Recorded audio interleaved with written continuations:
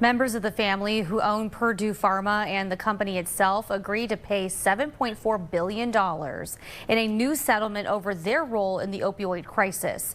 The original lawsuit claims the company downplayed the risks of its painkiller OxyContin to doctors. What does a lawsuit of this magnitude mean for the victims and the states who will get the money? 21 News at 5 legal expert attorney Brian Kopp is joining us now. All right, we are always glued in on this topic, Brian. What is at the core of this lawsuit, and what did the suit allege the Sacklers and Purdue Pharma did to help cause the opioid epidemic? In simplistic terms, the lawsuits allege profits over people, that it was all about a money grab, failure to disclose the risk to the community, and actually even lied as to what effect this drug could have on people long term. So it's come full circle now. Remember, the previous settlement was rejected.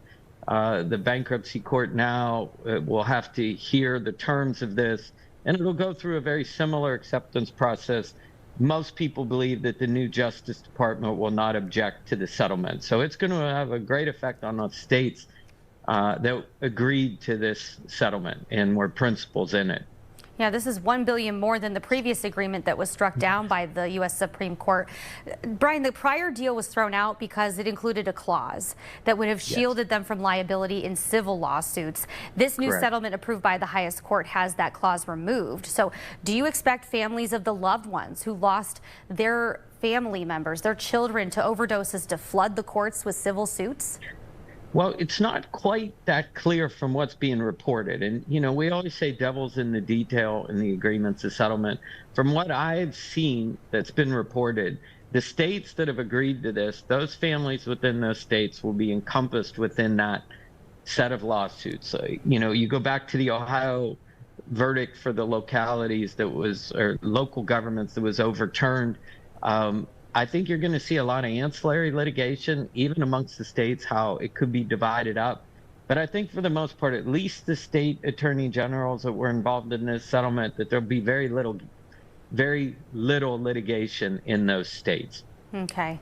Now, Pennsylvania getting some of the money. Ohio was not included in this one. Correct. There was a separate one Ohio's part of. Yes.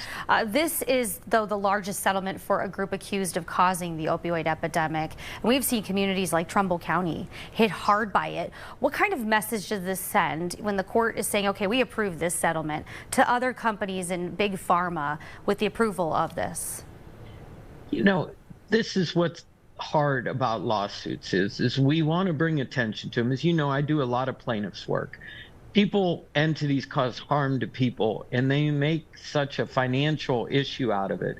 But in reality, most companies that are sued barely miss a beat in their profitability and their business structure. Here, you're seeing a change in the board, you're seeing an extra billion in payment, but at a $5 or $6 billion payment by the Sackler family, there's some reports that they made $35 to $40 billion through this drug.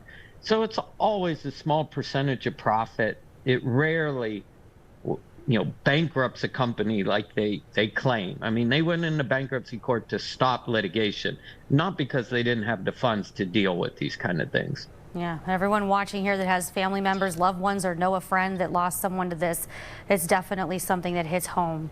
I really appreciate you joining us here. Hopefully some of this money goes to the resources that are needed to solve it. That's what we're all hoping. You have a great weekend.